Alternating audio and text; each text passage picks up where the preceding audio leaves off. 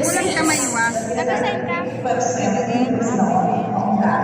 Balot-balot ng saro. Opo. Ayan guys. Guys, gumagawa po kami ng rack.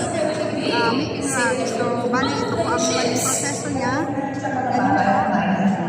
Pagkugupit ng tila at nilalagay po siya dito para mamurma na po siya.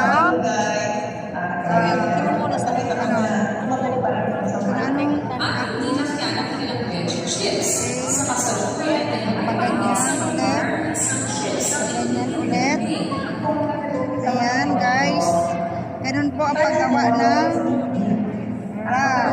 Ayan, tapos saan na? Pagarkan? Tapos ganyan. Dito, ganun, paduman.